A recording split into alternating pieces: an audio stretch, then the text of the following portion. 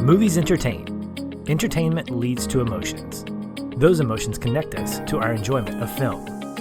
And that is why we exist, to focus more on the emotional connection than the technical merit. Because every movie makes us feel something. Hello and welcome, listeners, to this week's episode of Feelin Film. I'm Aaron with my best friend and co-host here, Patrick. As always, how are you? I'm good, man. I am enjoying the weekend after getting back from Alabama. It exhausted me beyond what I expected it would. I didn't realize how tired I was until I got back home, had dinner with my family, decided to lay down for a few minutes, and that few minutes turned into 9 hours. So I was exhausted from the drive. Yeah. I recognize more now my introversion and how if I give and give and give, my introversion just sort of takes over and says, okay, you're done. I spent 16 hours back and forth from and to Alabama in a car with two other people with good conversation. But by the end of it, I was like, don't talk to me for 2 days. I just want to stop. So it's good otherwise. Well, I'm glad you got to rest up and get some refreshment, because that is very important after a trip like that. It's too bad and you I got didn't to watch have a good movie. Yeah. Oh, yeah, that's true. It's too bad you didn't have a transwarp key. Would have made it a lot quicker and easier. Yes, it would have. It probably wouldn't have made the work any better. But it would have if the helicopter was a transformer. Dude, that would have been incredibly difficult to shoot. It would have been like, would you stay still? Stop moving. And don't be shiny, because that helps with my shoot. I can't have that. But every time, I kid you not, probably for the next week, I'm going to drive down the road, and every weird looking car, I'm going to think, is that thing going to come alive and start skating down the road instead of just driving? Absolutely. Well, folks, if you didn't, for some reason, look at the title of this episode when you downloaded it and you can't figure it out, we're talking about Transformers Rise of the Beasts this week. And as always, we will be spoiling the heck out of it. In particular, something that is a very big surprise. And if you have made it this far without learning what that is, hopefully that means you aren't on social media. Because I can't imagine if you're on social media, you have successfully dodged it if you didn't go see the movie yet. But anyway, the point is we're going to tell you what happens in this movie as well as spoil the heck out of it. So go see it. And also you might want to hurry, because coming out next week, we have both The Flash and Elementals, and Across the Spider-Verse is still going strong. And so these big movie screens that are housing the blockbusters are being taken up by a new movie, it feels like, every single week. And they're just going to push things out quickly. And so I don't think you're going to have quite as long as you might normally have had to go see something like Transformers. But it's worth it, I think. And we'll find out what Patrick thinks right now. Here we go. Patrick, I told you after I saw this, I think I texted you right away and said, that was awesome. I had a blast. I rewatched the entire series leading up to this so that I could do an episode with my full rankings on FF+. That's there, folks, if you want to go listen to it. And what I have found is that I just practically enjoy all of these, with one exception. I enjoy almost anything to do with these Transformer movies. They can have flaws, but there is something inherently so much fun about gigantic robots, sometimes that are funny, oftentimes that are really badass. And I eat it up, man. I didn't even grow up a big Transformers fan, and I did not know what the Beast Wars were. I had no knowledge of this going into the movie. My big takeaway was, why are they calling this Rise of the Beasts when the Maximals are in it for 20 minutes and only one or two of them talk? That was kind of one of my biggest criticisms of it personally, is I wanted more Maximals for it to be a movie about the Beasts. But anywho, that's my real quick introduction here. But what did you think about it? Did you have fun? And also, what was your history, if any, with the Beast Wars?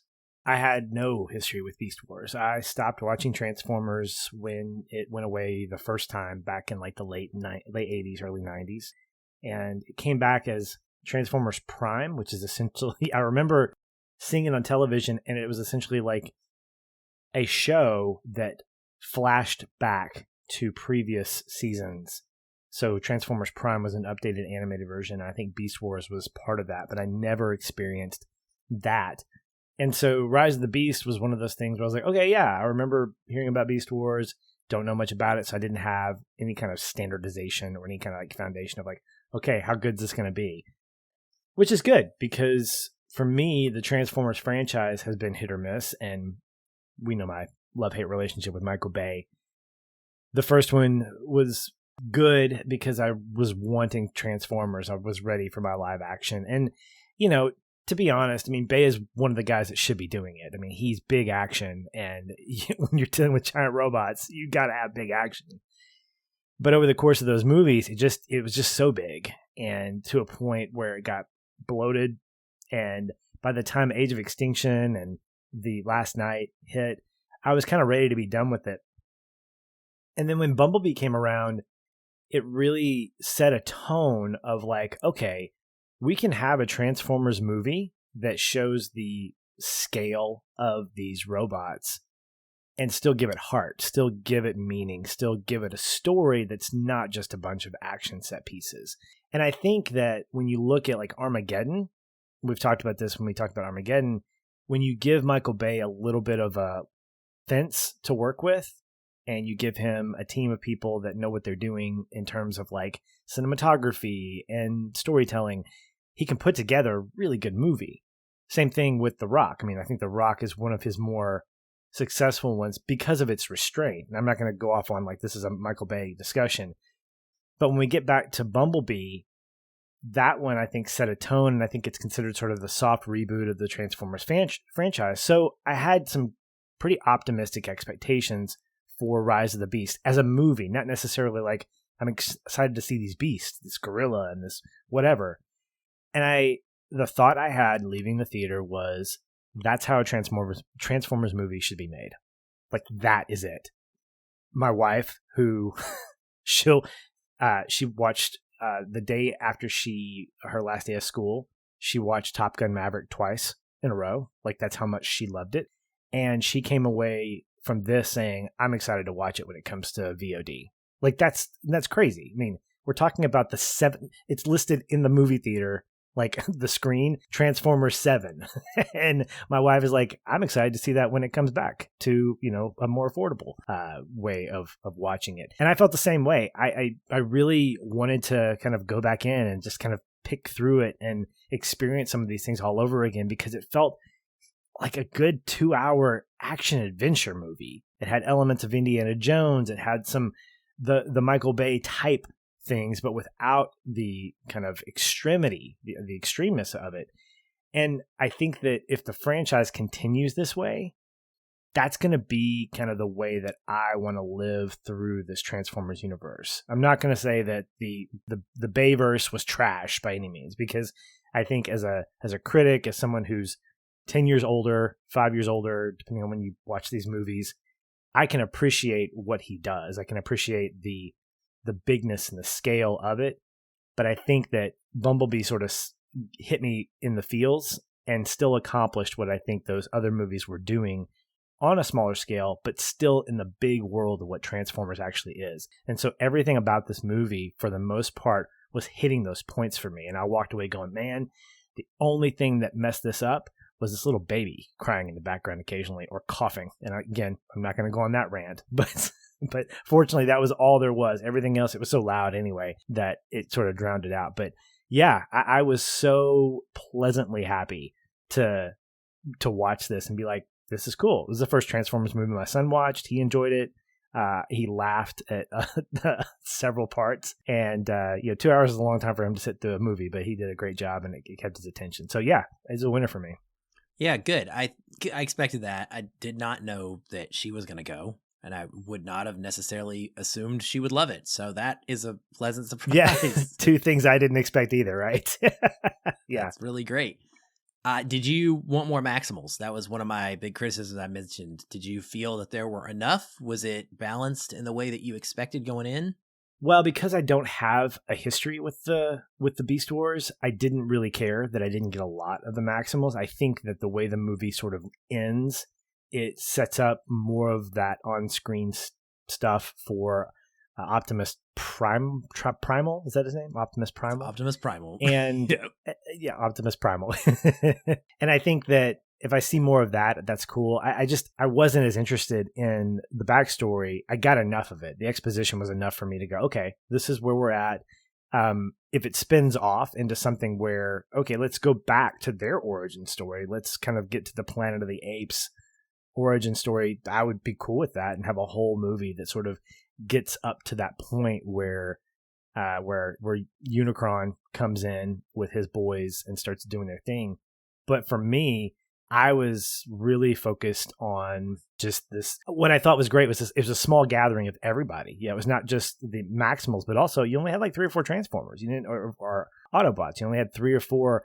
I don't know what they weren't Decepticons, but whatever they were called. I can't remember what they were, but the bad guys. And I like that because you get too many, and then you start going, okay, who's where, and then you start kind of confusing armor with whatever. So for me, the scale of that, the smallness of it was good for me. Yeah, I can see that. They're called Terrorcons, by the way, which I don't even know if they ever said it in the movie.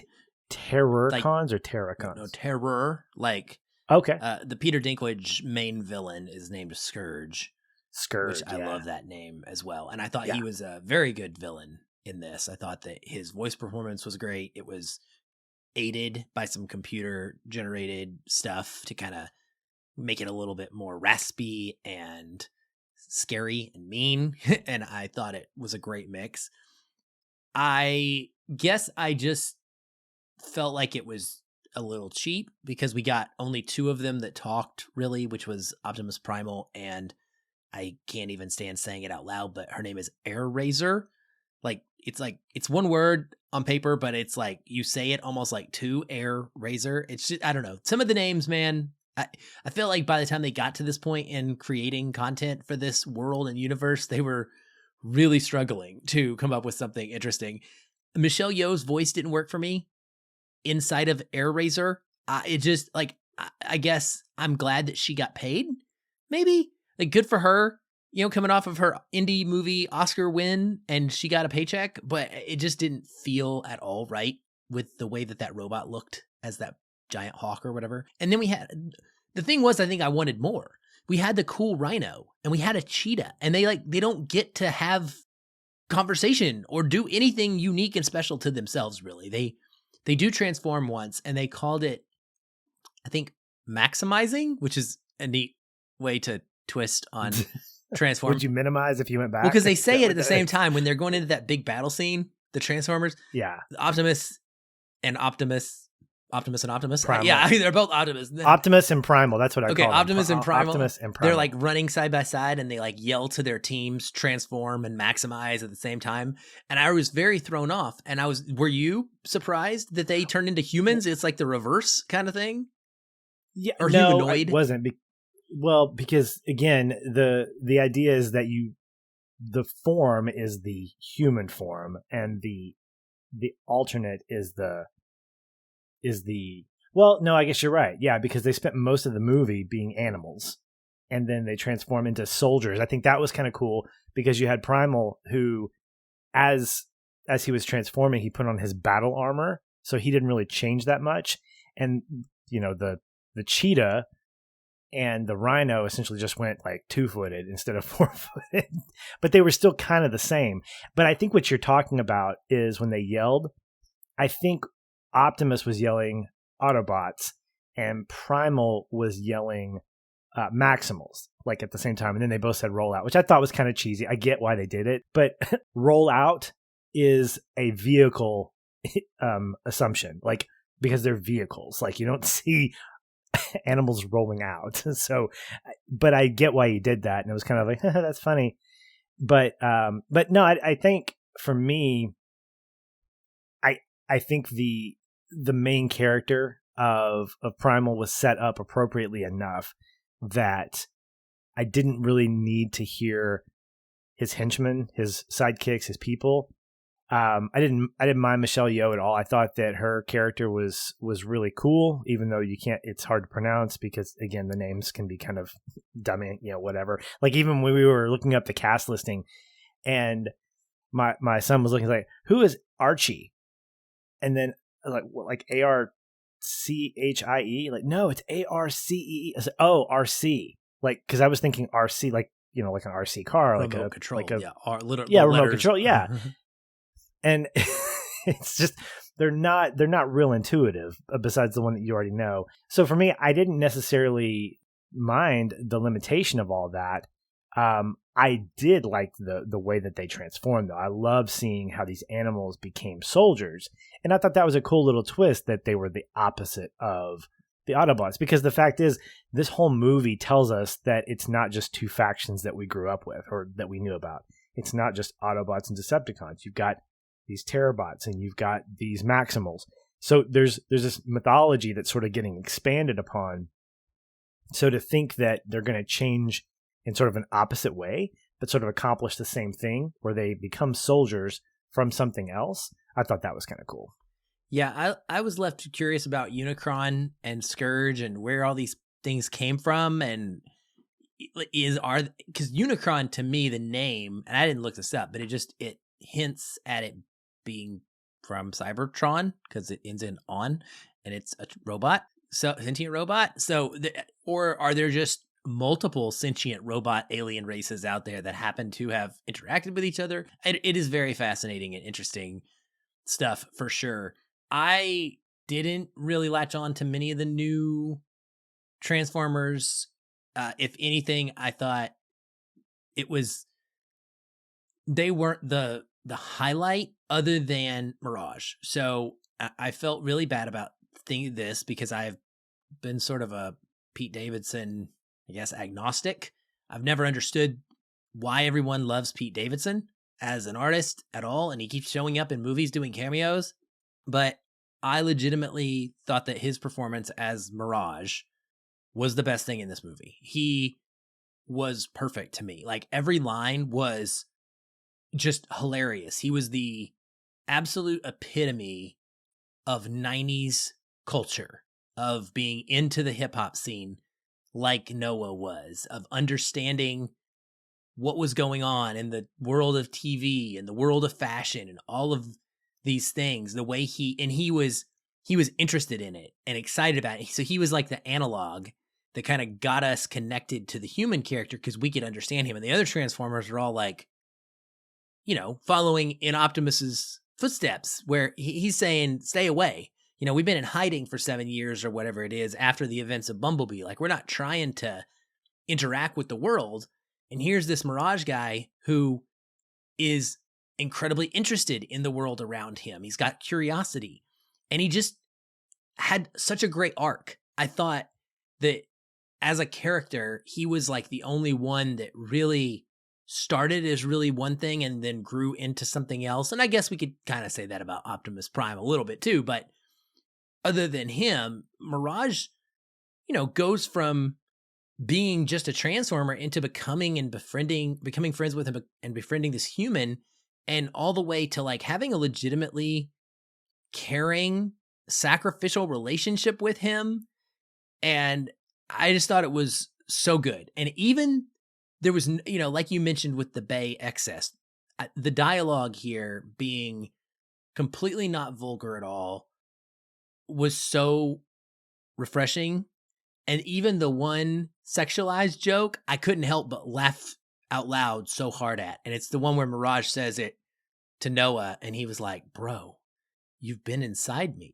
And it's an innuendo where I don't think kids necessarily are going to think of it that way because they're looking at it literally, which is great. He was inside him, literally, you know, but like adults are going, oh my gosh, you know, and I think since it's the only joke like that, it works so much better because, you know, basically Michael Bay's movies, like every other line of dialogue is something akin to that. And it just got so gross and overwhelming.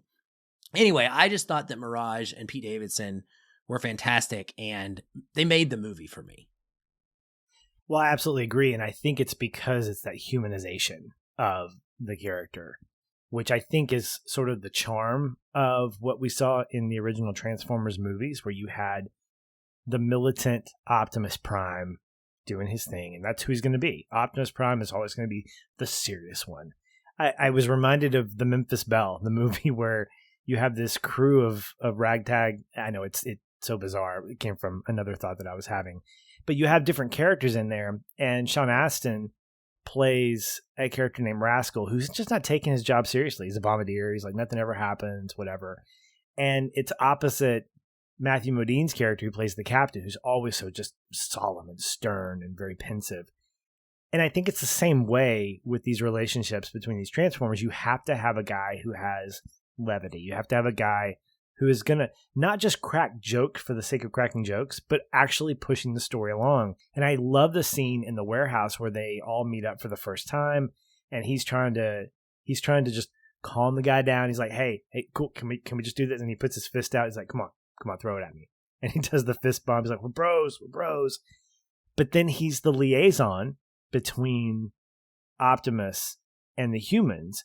His motivation is completely selfish. It's completely like, I want to get off this planet. I'm ready to go. So tell you what, when we leave, you can sell me. You can sell this car. I'll become whatever you want. But by the end of the movie, it's exactly as you said. He is a friend. And it's through that relationship with his brother, obviously, that helps with that. But I think that you have this relationship between Noah and Mirage that becomes more tangible. It becomes more of a thing that you attach yourself to. The success of the Transformer franchise is when you can make an audience member cry when a robot dies. I mean, and this happens. So I knew in my head that Bumblebee was coming back, obviously. I knew that Mirage couldn't have... I was almost thrown until the little teaser. I thought Mirage was gone. That got me. I will admit it. I will throw it out. It surprised me when he came back. Yeah. Then I thought that he was like just being reincarnated in the form of like a suit, because there's this great moment near the end of the movie where they're on the plane, which is also hilarious. The fact that the plane is a sentient, yes. There's like an old man. But you have Noah looking at the suit and thinking, okay, so I guess Mirage, the spirit of Mirage lives on in this like cyber suit. That's kind of really neat. And it turns out, no, that's not the case. Somebody actually made a great point online that said that doesn't really jive with Transformer logic, because if he's recreating Mirage with like human parts, even though the Transformers come from like Cybertron and cybergenetic type things, that doesn't really work, especially since Bumblebee has proven that the only way to bring a Transformer back is through the Energon and all this stuff. I'm like, whatever, that's fine. I like the fact that we're going to get more Mirage, hopefully. But I think that the genuineness of their relationship and how it grew over the course of the movie really got a lot of people connected, because you have a guy he's not taking the mission seriously. He's just looking at it from a different angle, and you need that on a team. And so I think his relationship with Optimus and the rest of the team helped sort of create this kind of completeness for everybody. Like all of them sort of had a role. Optimus was the leader, and he's not going to be shaken. And then opposite him, you have Mirage, who is just as committed to the mission, but he's like, hey, can we just take a step back here, because this is a little crazy. Why don't we get the human to do it, because he's my bro. And I never felt like he wasn't taking the mission seriously. I think that's where the subtlety of good storytelling is you can have a comedic relief, but if that guy is all that, if that's all he is, then you have no point unless he's connected in some other emotional way. And then his death or his whatever gets sort of, it gets sort of just kind of thrown in the background. It's like in ID4 when, I don't remember the character's name, but the dad sacrifices, sorry, spoiler alert, but he's been sort of a comedic relief. But when he sacrifices, there is some loss because of his relationship with his son and the history and kind of what led up to that. So I think it's the same way, where Mirage's sacrifice, even though it eventually wasn't, made an impact because of the relationship that he built with Noah. Yeah, I agree. I agree wholeheartedly, actually. And I think that's probably why it was so good for me. And not just Noah, but like the little brother as well. And how he bridges that gap for Noah and Chris while he's gone. You can't think about it too hard, because they're using those handheld radios. I mean, I know they're amplified by like transformer technology or whatever. That's Sure, I'll just sure believe they are. that. Yeah, Yeah, but That's it's right. cute. It's very cute. When they're communicating and like he's in Peru and he's in Brooklyn. Other Transformers, the pink one did nothing for me. I was like, why are you here? I don't even understand why you're here. And the other one that really didn't do anything, but I let out a literal shriek when I heard his voice, was the Peruvian Transformer. I don't know if that was, I don't know the name, but it was Danny Rojas. And yes, I about lost it. did too. I did not know that was going to happen. Did not know he was in this. I think it's the only other thing I've ever heard or seen him in other than Ted Lasso. And I saw him. There's a Transformer standing there talking, and I'm in my head, I'm seeing Danny Rojas in an AFC Richmond uniform and shorts, and just, it was so funny for me. Football is life, Yes. and so are Transformers. He needed to say something. Yeah, it was I would love for him to say that. such a fun surprise. He's so good. I had the same reaction, and Carson's sitting between me and Krisha, and I don't talk in movie theaters because I respect it. But this moment, I leaned over and said, "Babe, Ted Lasso, Ted Lasso." Because I couldn't think of Danny's name at that time. I was like, it's him. It's him. And I was so excited. And it just made me smile because right at that point, he comes in and we recognize him because of his voice. And it's when Noah says, "Oh man, that's cool. Is that your normal accent?" Or he goes, "What do you mean accent?" And then they go into that whole dialogue about like, "Man, that's racist. Why you do that, man?" He's like, I didn't. You're a robot. How is that right?" And then just kind of trails off, and I love that.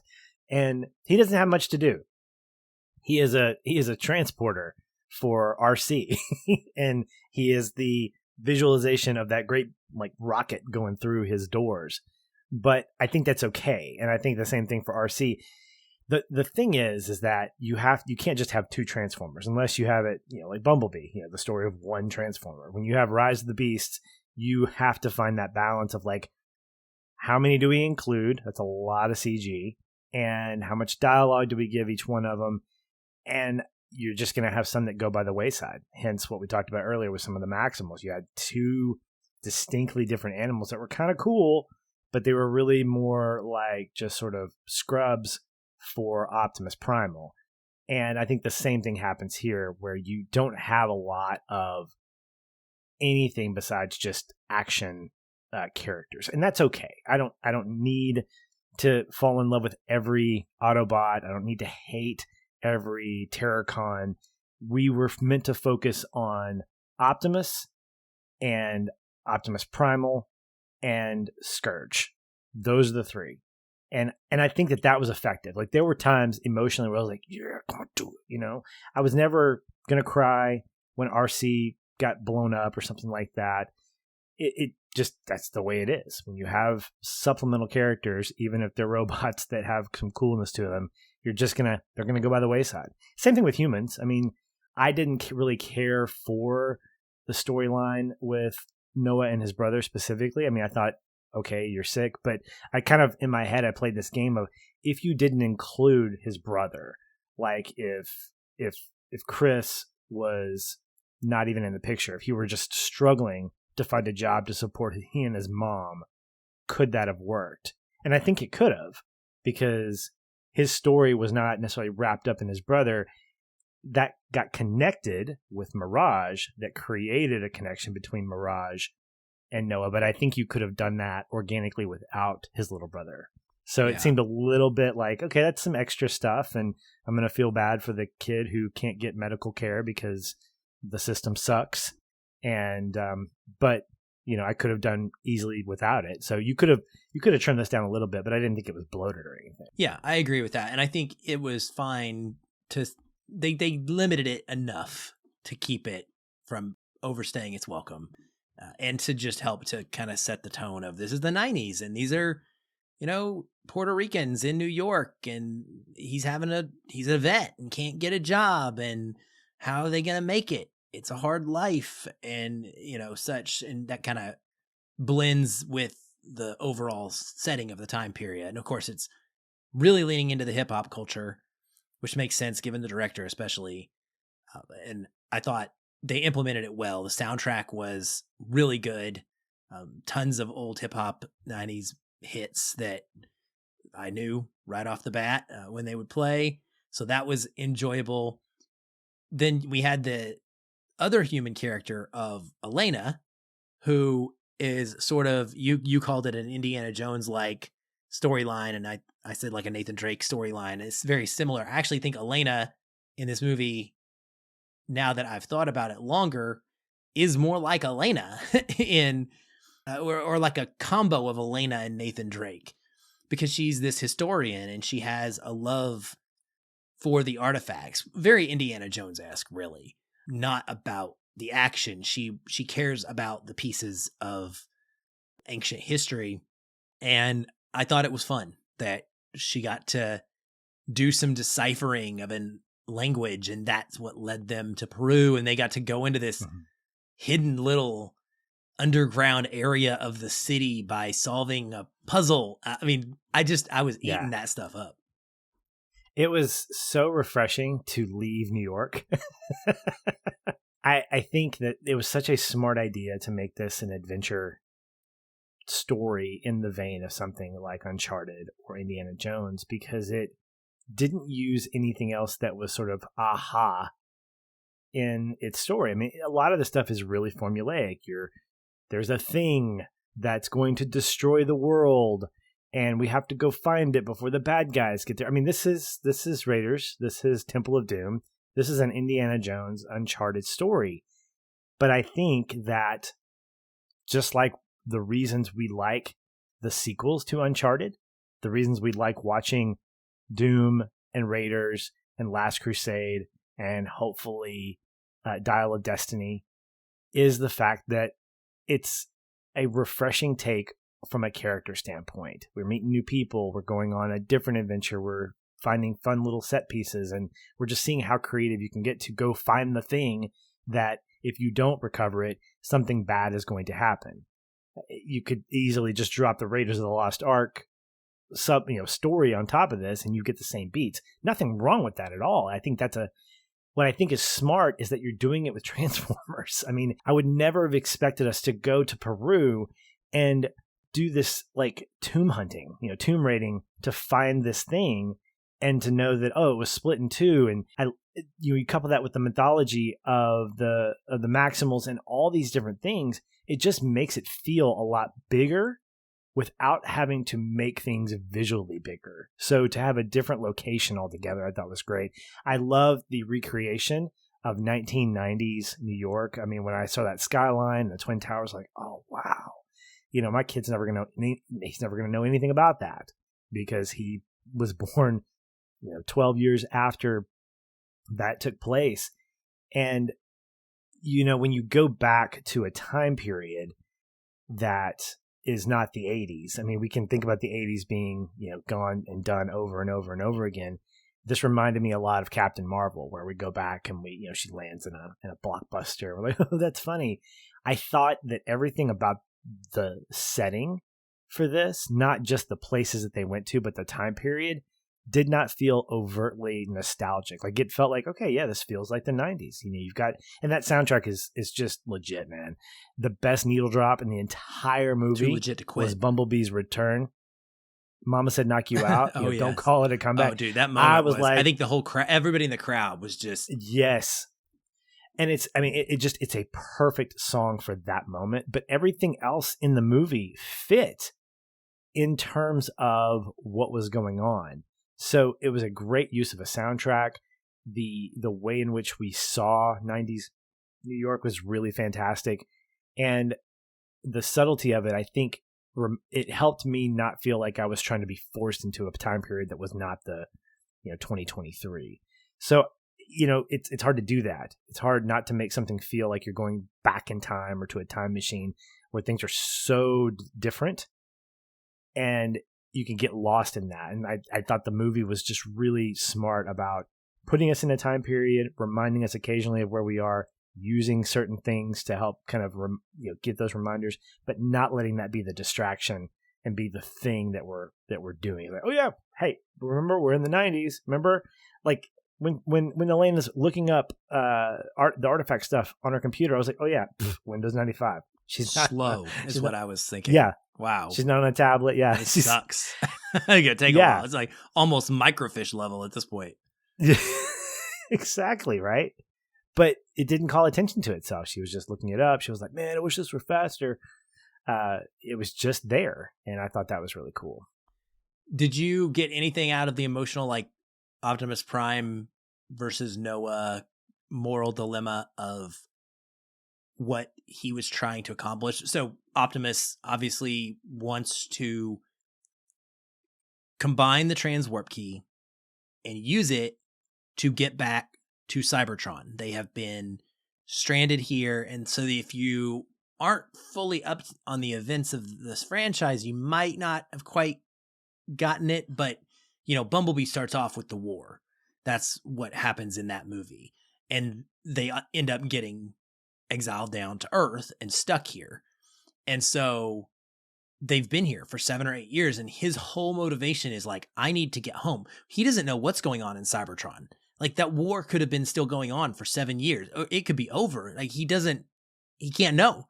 And he's determined to like get his people back to their home. And Noah is saying, but if you do that, you put my entire home at risk. How do you make that decision, right? Between one world versus another. It's fascinating. And I thought, like, it was a little unexpected for me in a Transformers movie, to be honest. I didn't really care, honestly. Oh, that's fine. You gotta be honest. I mean, I just blow them both up. Go ahead, Scourge. Patrick's on your side. Patrick's on Team Unicron.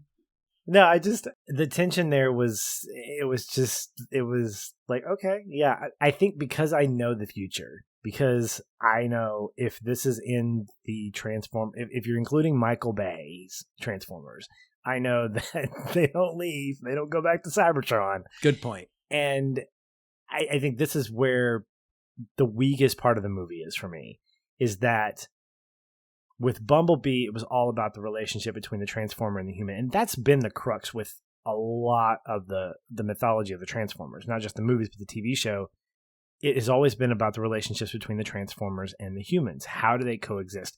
That, I think, was fantastic in here. I loved when Optimus Primal introduces the Transformers to this people that they have made friends with, and they have chosen to protect each other. So they're keeping the key, or that half of the key, and in return, the Maximals are protecting them. Fantastic. What I didn't latch on to was this big idea of Cybertron and Optimus being like, yes, we want to get back there. It, to me, felt dehumanized, which it should have been because these are robots. But it didn't feel like it was something that I necessarily cared about. There was enough in the movie that I was caring about locally that an intergalactic, like, we need to get home, wasn't something I was really interested in. And I think some of that had to do with the fact that you have this villain in the form of Unicron that eats planets. And I remember from the 1986 movie, he was the big thing, like literally and metaphorically. The villain was Unicron.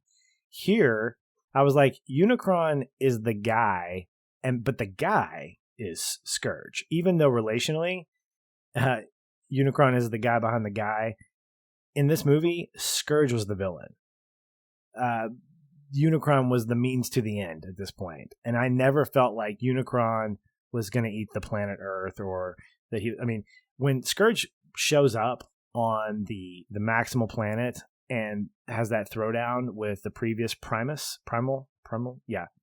I was like, okay, this dude's for real. Like when he rips his emblem off and attaches it to his arm. That was a cool, like, world building piece. The fact that he was, like, and especially because it leads up to like Optimus like taking Bumblebee's like logo back. Oh, yeah, that's a great move. It was good.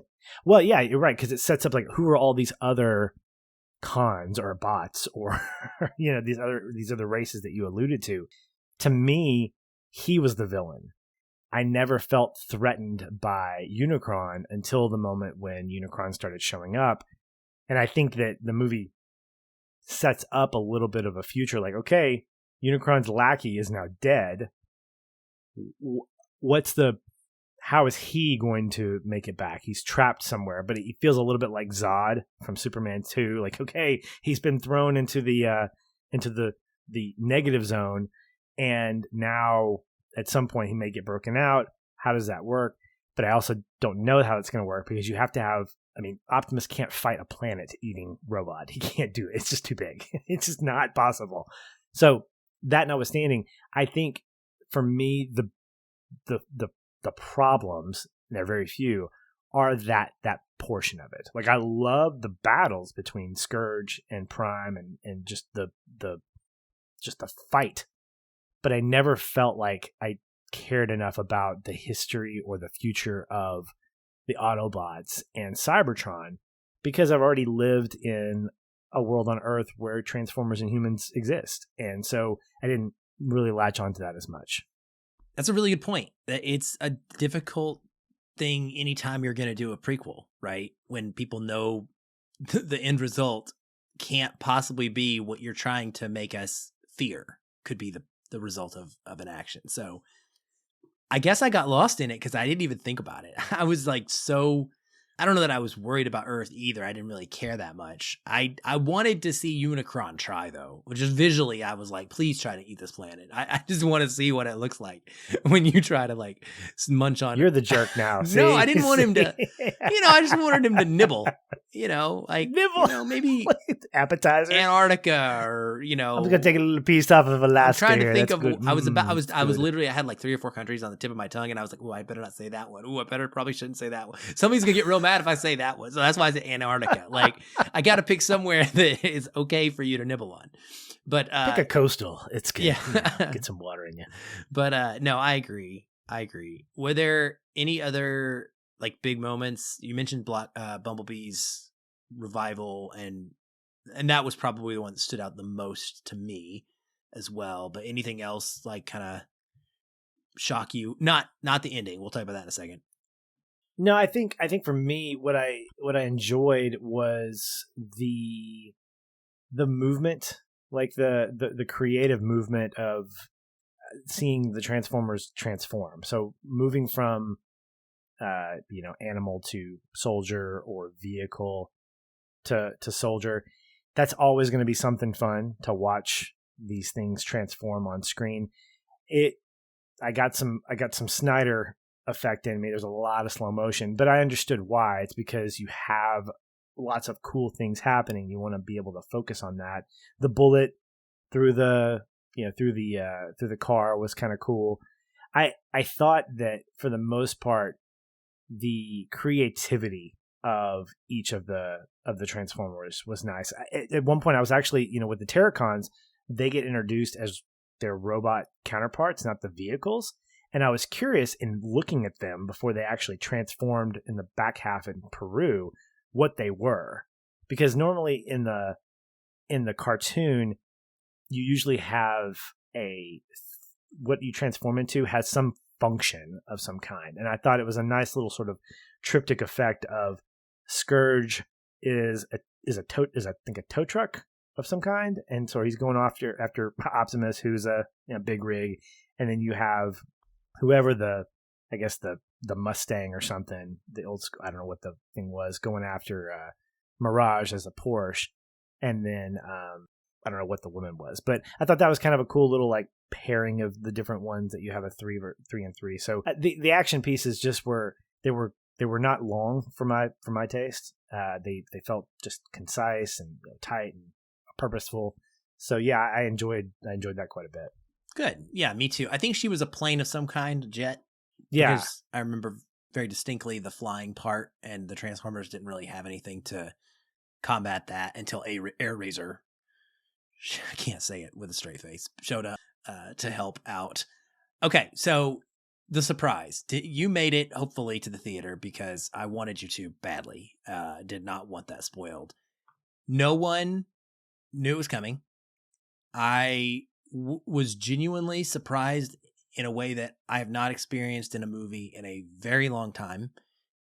Whereas, typically, even if I haven't seen like a spoiler for something that's going to happen, I've been able to discern things throughout the plot of a movie or whatever. You can figure out where things are going, I think, pretty well. And if you know Hollywood like I do, you know casting and things of that nature. But the way that they did this final scene of the movie, and it wasn't a post-credit scene, which I thought was amazing.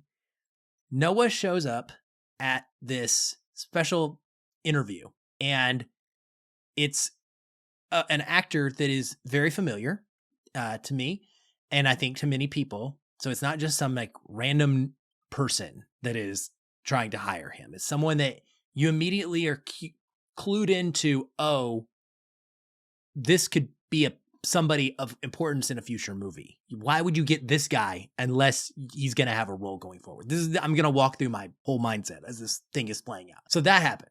And then he starts talking to him. He's like asking him about like secret society type stuff and basically telling him how he knows about the Transformers without saying the word Transformers. And I immediately lean over to people on my left and right. And I'm like, oh, Sector 7. I mean, obviously, like, and oh yeah, of course. Yeah. Oh, hell yeah. Like he's getting recruited by Sector 7. This is so cool. And I think this is what makes this moment so brilliant, is that anybody who has that familiarity with the franchise, and me having just rewatched the whole thing, you're thinking of another Latin character, John Turturro, who was like the person, the thing of Sector 7 for the whole normal franchise. And he's being recruited by this secret agency. And so it's so easy to go, oh, Sector 7. And they hand him the business card. And I'm like, oh yeah, here we go. He's going to flip it over. Sector 7. And then the stupid thing says G.I. Joe. And I lost it. I would love for you to tell me how you felt about that. Did it actually leave a mark on you, or were you just like, meh? I was confused. What? Because they're both Hasbro. What's confusing? No, I knew that. Okay. I knew that Hasbro owns the property of both. I am not aware of any cartoon or TV show or movie where these two franchises ever crossed over. I could be wrong. And I think it's amazingly cool if that happens. But it just feels like left field.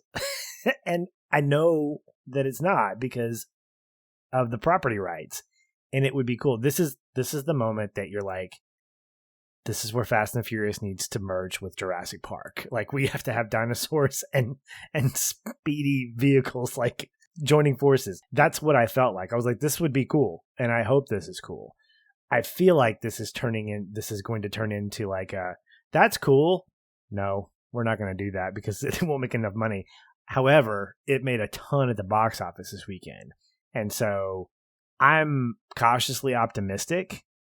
I think it's because I've seen G.I. Joe already as a live action, and I know that they're doing something different. So I'm meh about it. I'm sort of halfway excited, but I wonder how that's going to look, and I don't know what to expect. So I was sort of left going, okay, all right, well, I see what you did there, but we'll see. I wasn't throwing my popcorn at anybody saying, "Are you kidding me?" I literally my wife did. asked, almost. What's that? I didn't have popcorn, but I was, like. Did you throw your notebook? Your invisible popcorn was essentially coming up. No, I thought it was cool. I mean, it was something that was definitely surprising. And so for me, I was watching the scene play out, and for, the 30 seconds that the guy had his back to me, I was like, who is this guy going to be? And he turns around and I was like, I don't recognize you. And then he hands the card and I'm like, okay, what's this going to be? And then it said G.I. Joe. And my reaction was like, okay. And then my wife asked me when we were driving home, like, what does G.I. Joe have to do with Transformers? And I'm like, that's a legitimate question. And the answer is Hasbro. That's right. What it is. But Hasbro owns both. I loved it. I thought it made perfect sense. I immediately went and started Googling to see, because I grew up a G.I. Joe fan. I wasn't a Transformers fan growing up. I was G.I. Joe. So for them to do that, I thought, it just makes perfect sense. It's a tech heavy special weapons organization.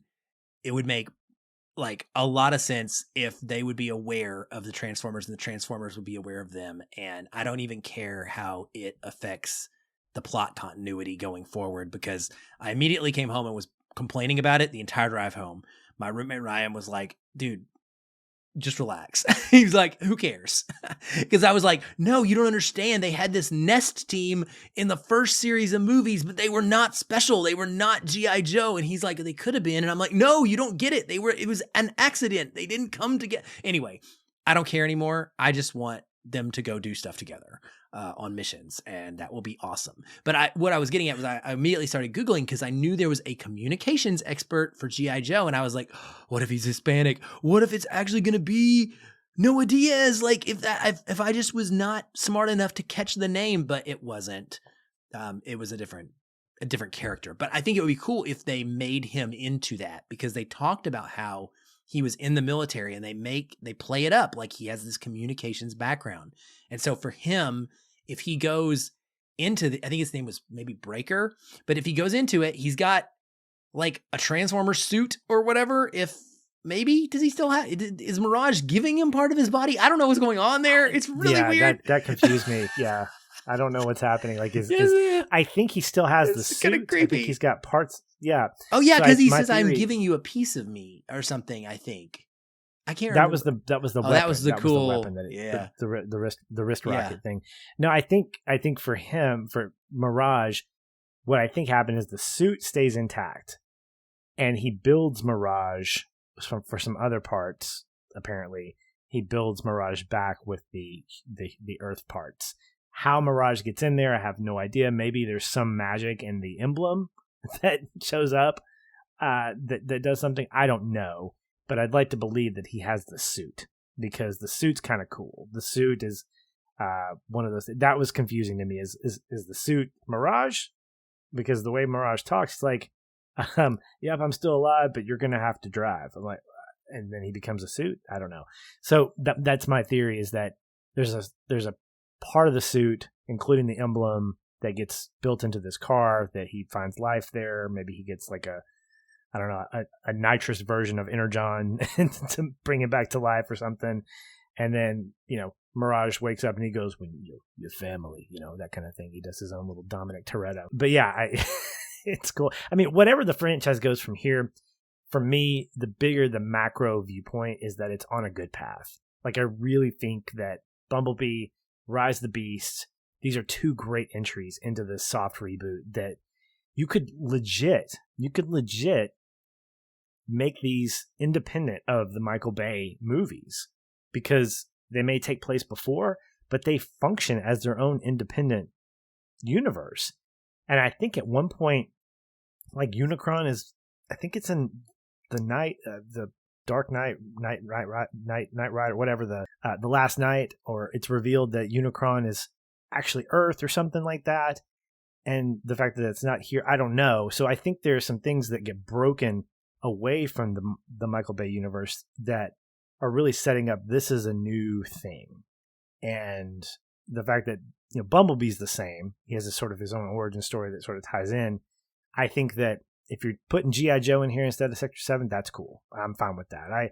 I was the opposite of you. I grew up really loving Transformers and liking G.I. Joe a lot. The thing I knew about was that both G.I. Joe and Cobra Command could never hit each other. Like, the lasers never hit. They were terrible shots. That's all I remember about that. And that Starscream, the voice of Starscream, also voiced, I think, Cobra Command. The main dude. So that was my only real big connection with G.I. Joe. So I'm glad. Cool.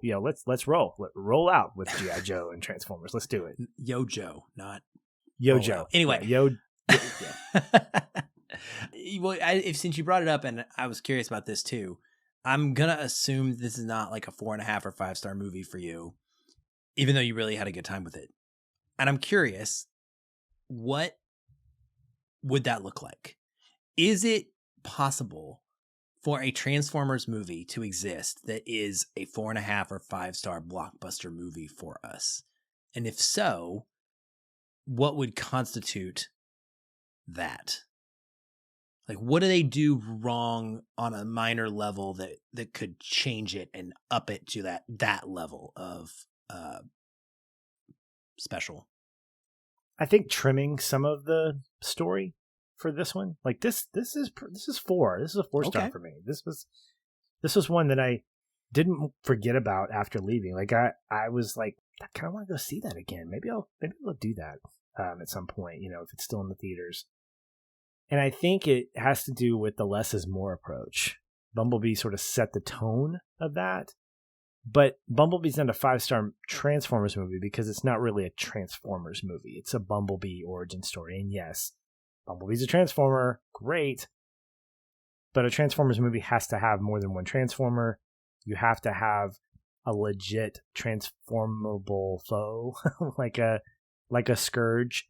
I think if you had removed Unicron from the fold, I think if you had removed Noah's backstory, or the story with Noah and his brother, I think that would have probably upped it, because those things didn't really add to what I thought was an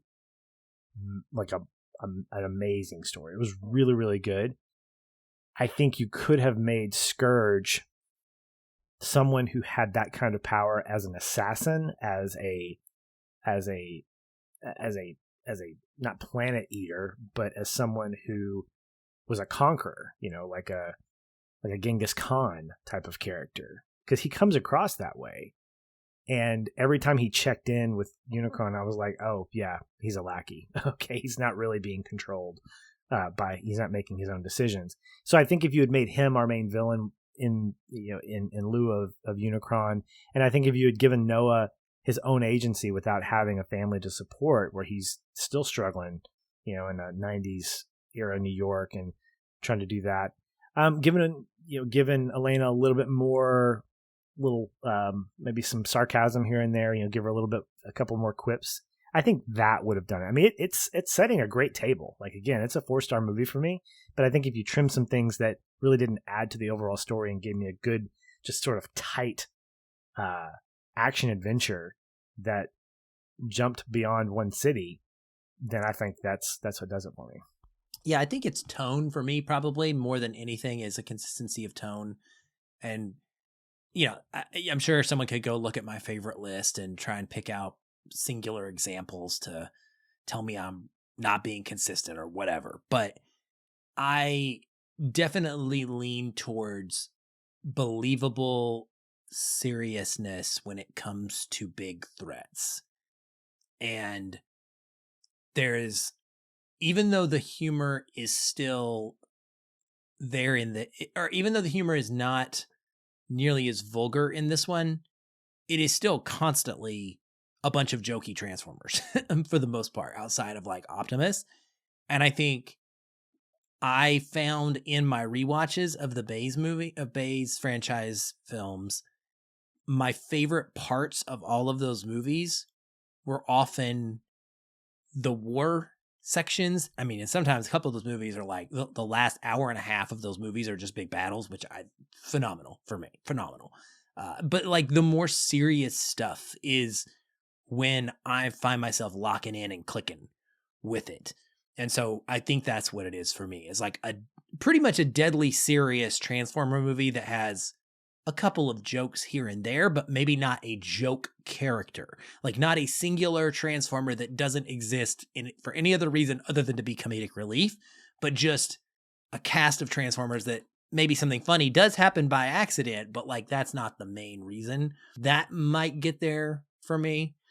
But I like this a lot, and I love this formula as well. I mean, I'm a fan of the whole series, and it's been given to us in different ways already. So, yeah, I was just curious. It's a good answer. Yeah.